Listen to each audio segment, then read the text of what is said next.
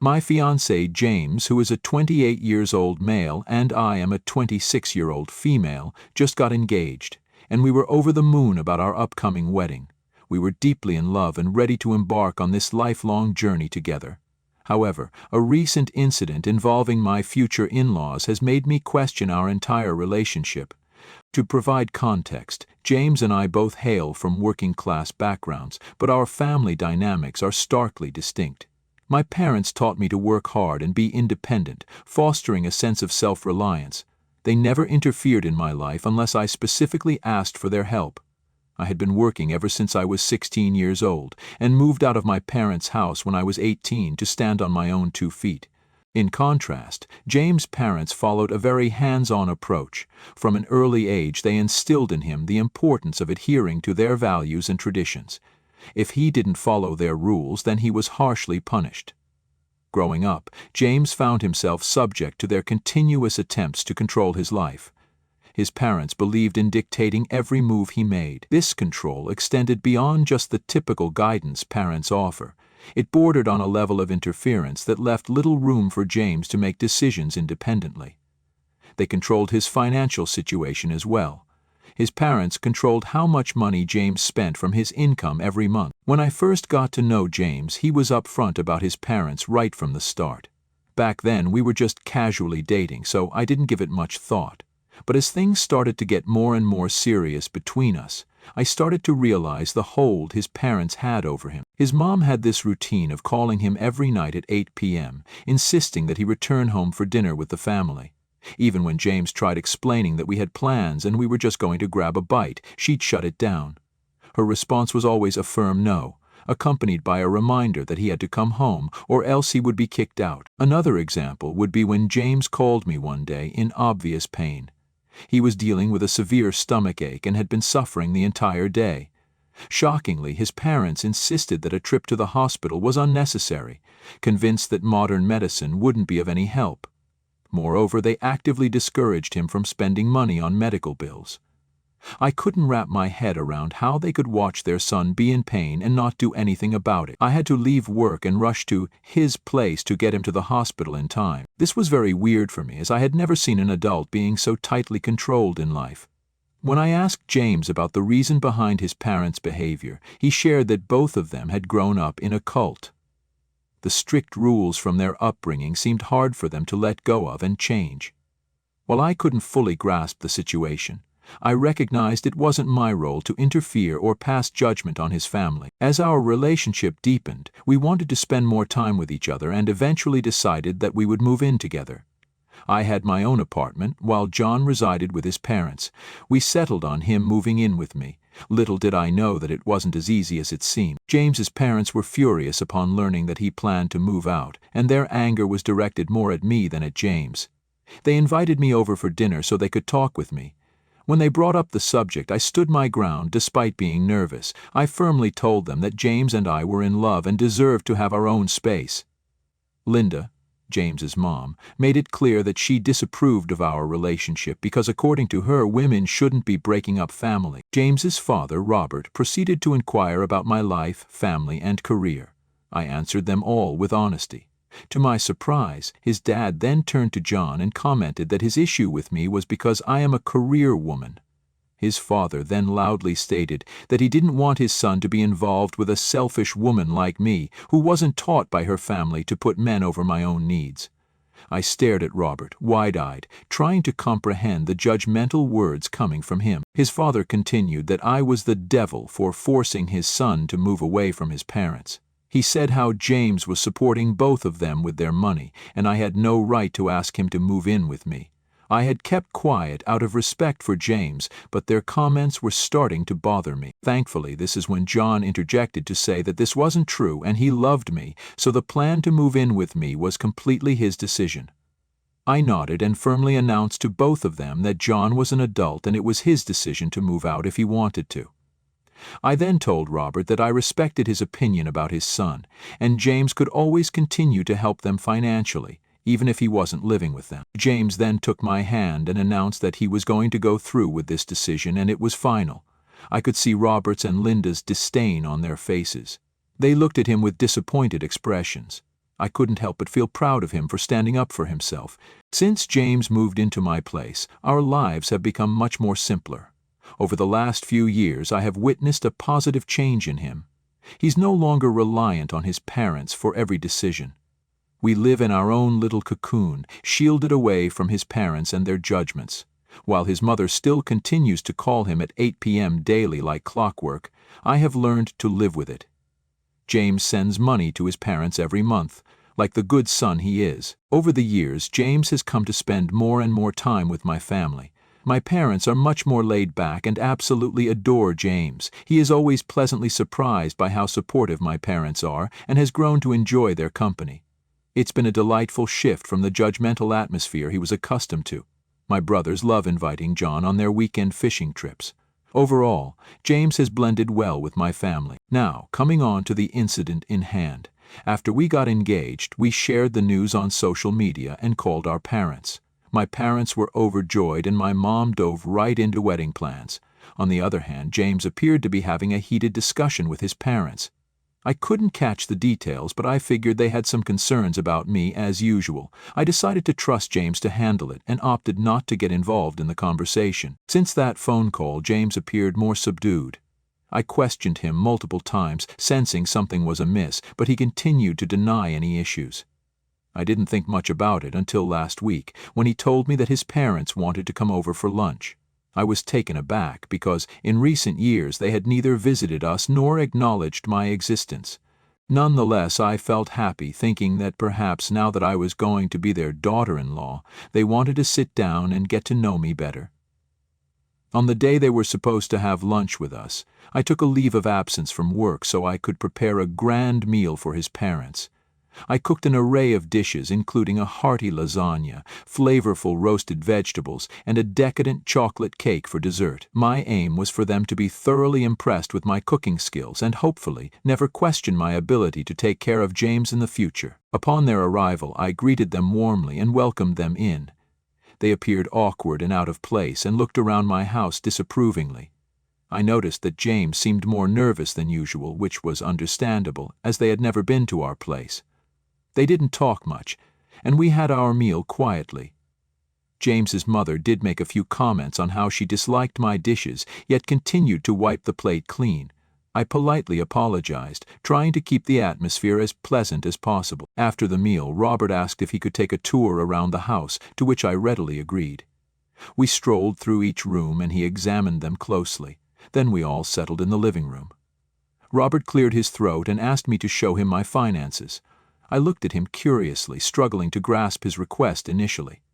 He went on to explain that he didn't want just anybody marrying his son, and he expected me to share my financial details with them. I was taken aback by Robert's unexpected request. My eyes widened in disbelief as I tried to comprehend what he was asking. I have always been open with James about how much I earn, which is 2x times more than his salary, my investments, and my savings. Hence I never thought it was necessary to tell his parents. The idea of sharing such personal information with my future in-laws left me shocked and uneasy. This had never happened with me before, as my parents never asked James to show his financial details when we got engaged. I exchanged glances with James, hoping for some support or intervention, but he remained uncomfortably silent. The air in the room grew thick with tension as I grappled with the intrusive nature of this demand. I hesitated for a moment, but ultimately agreed to their invasive request. Reluctantly, I presented documents detailing my assets and savings, allowing them a glimpse into my financial life.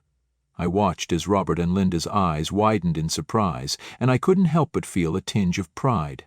All the years of hard work since the age of 16 have allowed me to save a considerable amount of money, showcasing my dedication and diligence. I hoped this would alleviate their concerns about our future together, but little did I know what would unfold next. To my bewilderment, the situation took an unexpected turn. Robert and Linda, after scrutinizing my financial records, shockingly demanded that post-marriage I give up full control over my finances. My brows furrowed in confusion as their words sank in. They went on to explain that women in their families don't manage their money, so I should let them take care of us for our own benefit. The absurdity of their demands left me speechless. I urged them to clarify further, and Robert boldly stated that I was marrying his son now, and this is what they followed in their family. As the supposed head of the family, he declared his intention to take charge of all financial matters. Stunned, I turned to James, anticipating his intervention, only to find him sitting quietly. When I asked for his input, to my astonishment, he appeared unfazed, stating that as his wife-to-be, his parents wished to guide our lives. Linda then started saying that they wanted to move in with us after marriage, so that I could take care of them like any dutiful wife. Robert nodded in agreement and suggested that it was a good idea for me to stop working after marriage. He explained that, with my savings, they could sustain themselves until James found a better opportunity. Shocked, I stared at them with my mouth open as Linda continued outlining her vision for our wedding, insisting it be held in a church or she wouldn't attend. With each passing second, I could feel my frustration rising, and James remained frustratingly passive. Pleadingly, I looked at him, torn between respect for my in-laws and standing up for myself. To my dismay, he appeared to be dismissing my concerns. He whispered that his parents wanted the best for us, and that he had no problems with their demands. I couldn't bear to hear them any longer. I decided to take matters into my own hands, and with a mix of firmness and respect, I addressed Robert. I declared that I had earned my money, and under no circumstances would I surrender control, regardless of who I was marrying. With a measured tone, I asserted that decisions about our finances and living arrangements were a mutual matter between James and me. Regarding them moving in with us, I suggested when the need arose we would think about it in the future, while also maintaining our independence and privacy as a married couple. Upon hearing this, Linda scolded me, insisting that women in their families didn't talk back to elders. Robert joined in, stating that as I was marrying their son, I needed to adhere to their living rules. He went on to express his view that modernity had ruined my womanhood, and that I should be more obedient. In response, I questioned why he wasn't working and depended on his son for money if he believed in traditional gender roles that dictate men should be the breadwinners. This seemed to piss everyone off, and Robert started to yell how disrespectful I was being. James even shot me a disapproving look and told me that I couldn't talk to his father this way. Frustration and desperation consumed me as I realized that I could never live under their suffocating control. What was really infuriating for me to see was James refusing to stand up for me in front of his parents while they continued to disrespect me and discuss taking away my financial independence.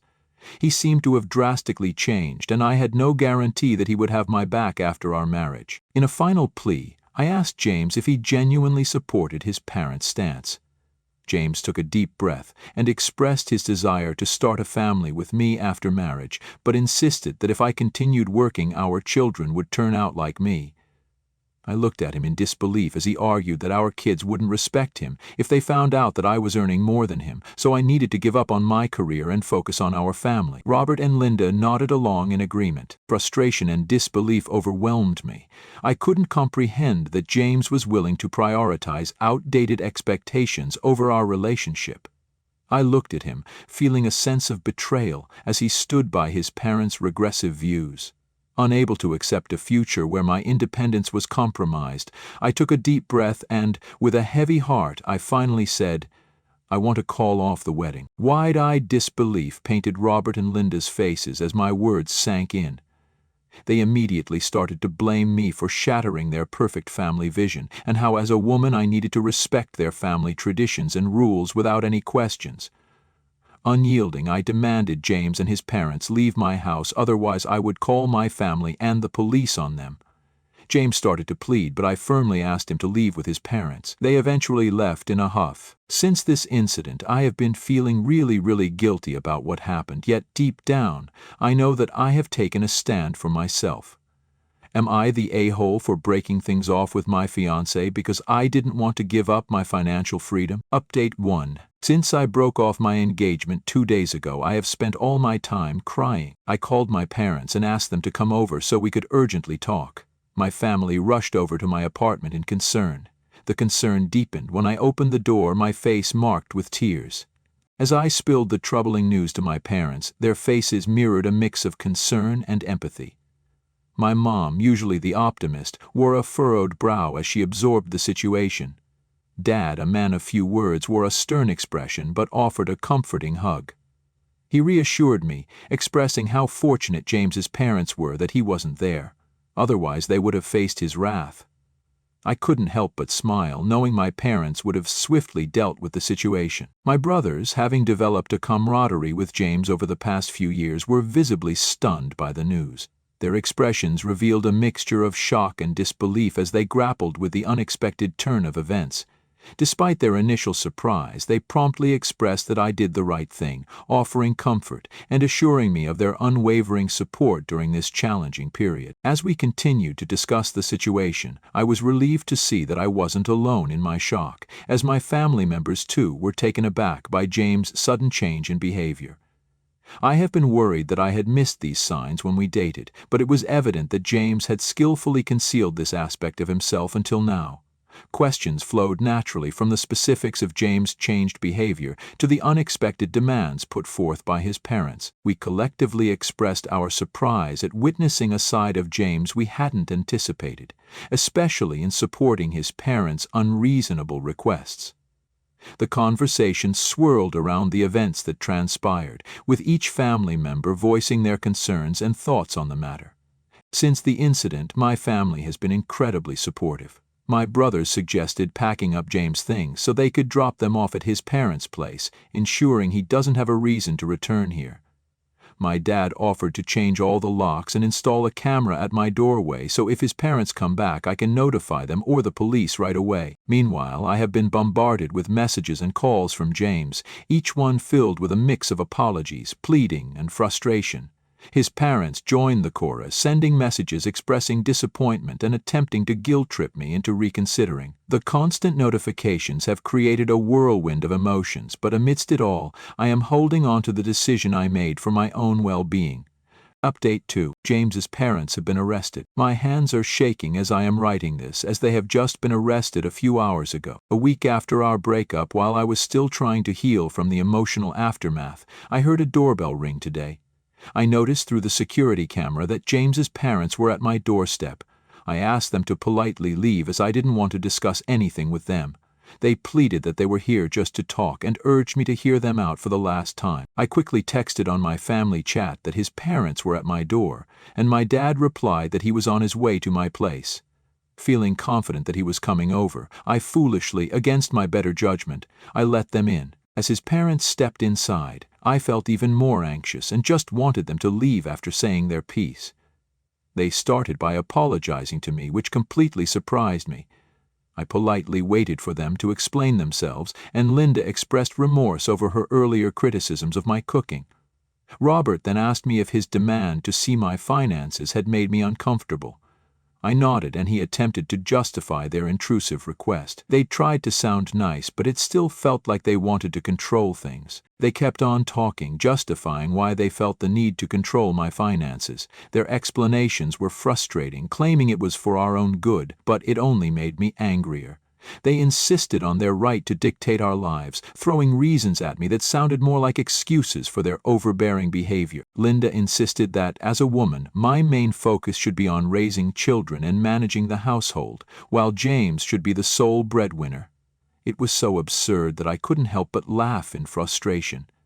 I questioned how they expected me to give up my career, especially when I was the one earning twice as much as James and handling our household responsibilities. They took offense, and Robert erupted, yelling that James should worry about earning, while my only concern should be the kitchen. Anger surged through me, and I was on the verge of giving him a piece of my mind. At that moment, my dad rushed in, and I couldn't help but feel a sense of relief. He looked at me, concern in his eyes, and asked if I was okay. Just by observing my expression, he must have sensed that James' parents were once again trying to pressure me. Linda and Robert looked surprised to see my dad. He greeted them with a stern nod, acknowledging the awkward atmosphere. My dad, never one to mince words, straight up asked them what they were doing here. Robert told him that they were there to discuss the issue at hand. My dad informed them that I had already called off the wedding, so there was nothing left to discuss at this point. Linda, perhaps sensing the shift, attempted to maintain a composed demeanor. She started to explain that James and I had spent a considerable time together, and it was irrational of me to break it off so abruptly. She continued, saying that they had only expressed their concerns out of love for James and our future together. Robert chimed in, emphasizing that their family followed traditional values, hence he didn't see what was so wrong with him to be the financial decision-maker while I could take on the household responsibilities just like Linda. I could sense my dad getting agitated at the moment. He listened patiently before expressing his disagreement with their perspective. My dad firmly told Robert that I was never going to give up my career for any man unless that was what I wanted. He stressed that he was a man too, yet had never imposed these absurd rules on our family. He firmly stated that such expectations of control and outdated gender rules had no place in our family. Robert's face reddened, and Linda's attempts to salvage the situation grew more desperate. They continued to defend their stance, but my dad wasn't having it. He calmly asserted that James and I were equals, and our choices should be based on mutual understanding, not outdated norms. He argued that James was incapable of supporting me financially anyway, which was true, hence they should instead force their son to become a better man instead of asking me to give up working for the rest of my life. As the verbal tug-of-war escalated, I sat listening to them uncomfortably. Despite my dad's efforts to reason with James's parents, the conversation reached an impasse. Robert, increasingly agitated, raised his voice, asserting that they were only looking out for James's best interests. My dad, maintaining his calm demeanor, reiterated that he was doing the same and stood by my decision to break off my marriage. Amid the escalating tension, Robert's demeanor took a volatile turn. His words transformed into a barrage of insults directed at me. My dad, visibly angered by the verbal assault, struggled to contain his own frustration. Robert continued to yell how I had wasted James's time all these years, while my dad yelled in return that it was James who had in fact been a coward all this time, while trying to hide his true feelings about his thoughts on family dynamics. Watching both my dad and Robert yell at each other, I realized that the situation was quickly spiraling out of control. James' parents' relentless persistence brought me to a breaking point, and I made the difficult decision to call the police. As the police were en route, tensions continued to rise, with Robert and Linda continuing to yell at me. When the authorities finally appeared, I urgently requested their removal to ensure the safety of everyone involved. Their visit has left me feeling deeply unsettled, and witnessing their aggressive behavior has intensified these emotions. In this tumultuous situation, I find solace in the fact that my family came to my rescue. My mom, after learning about their arrest, has offered to come and stay with me for the next few days. My brothers, fueled by anger, expressed a desire to confront James, but my dad intervened, managing to dissuade them from taking any impulsive actions. After everything that went down today, James won't stop calling. However, I currently lack the emotional energy to engage in conversation with him and will need some time to recover from the intensity of the day. Update 3. It's been 3 months since my last update. A lot of people have been concerned about me since my last update, but I am here today with a much happier update. In the 3 months since that intense encounter with James' parents, I have experienced a significant transformation. Breaking off the engagement was undoubtedly a tough decision, and initially I grappled with guilt. However, deep down, I knew I had stood up for myself and my principles. My emotional healing has been supported by my incredible family. They rallied around me, providing unwavering comfort and understanding. My mom stayed with me for a long time until I could feel safe enough to live on my own. My dad came to visit me every morning, and we started going out for walks, which has sort of become a routine for us now.